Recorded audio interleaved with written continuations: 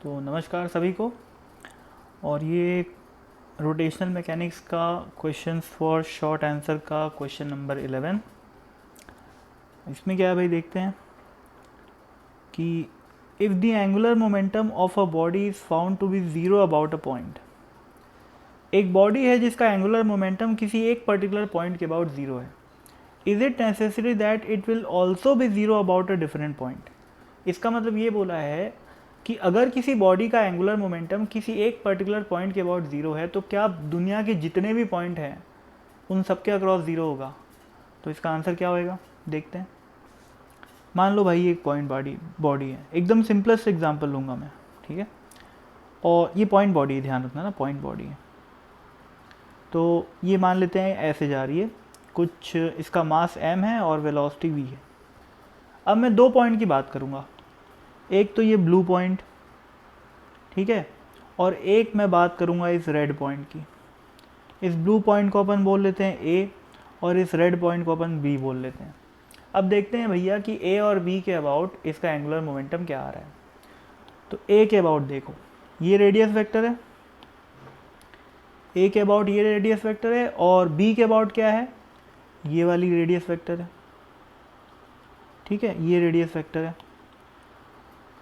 इसको मैं RA बोल लिया, यानी कि radius vector with respect to A, या फिर position vector with respect to A भी बोल सकते हो, कोई दिक्कत नहीं है। और ये क्या है, position vector with respect to B. अब अगर मेरे को angular momentum about point A निकालना है तो मेरे को क्या करना पड़ेगा, आर ए क्रॉस बी, ठीक है, ये वी है। और साफ साफ दिख रहा है इस डायग्राम में कि आर ए और वी क्या है, पैरेलल है। इसका मतलब मोमेंटम ये क्या है, पी क्या है, लीनियर मोमेंटम है। लीनियर मोमेंटम क्या होता है, ये होता है मास टाइम्स वेलोसिटी, है ना भाई। तो बेसिकली लीनियर मोमेंटम और वेलोसिटी पैरेलल होती हैं, और यहाँ पर रेडियस वेक्टर या पोजीशन वेक्टर बोल लो उसको, और वेलोसिटी वेक्टर पैरेलल हैं, ठीक है। तो ये क्या हो जाएगा, ज़ीरो हो जाएगा, ठीक है। अब मैं पॉइंट बी के अबाउट चेक किया तो अब क्या ज़ीरो आएगा, ये बिल्कुल ज़ीरो नहीं आएगा, क्योंकि भाई यहाँ देखो, यहाँ एंगल कितना है दोनों के बीच का, 90 डिग्री है। रेडियस वेक्टर और वेलोसिटी वेक्टर के बीच का एंगल कितना है, 90 डिग्री है, ठीक है। तो अगर मैं इस बार आर क्रॉस बी करूँगा तो आर क्रॉस पी करूँगा तो आर बी क्रॉस पी करूँगा, है ना। तो ये क्या आएगा, आर बी का जो भी मैग्नीट्यूड होएगा और पी का मैग्नीट्यूड क्या होएगा, एम इंटू वी, और दोनों के बीच का एंगल कितना है, साइन, मतलब एंगल कितना है 90 डिग्री, तो साइन 90 आएगा, ठीक है। तो क्या ये ज़ीरो हुआ, नहीं। नॉट इक्वल टू ज़ीरो से मतलब है, उसके मैग्नीट्यूड से मतलब नहीं, डायरेक्शन से मतलब नहीं है।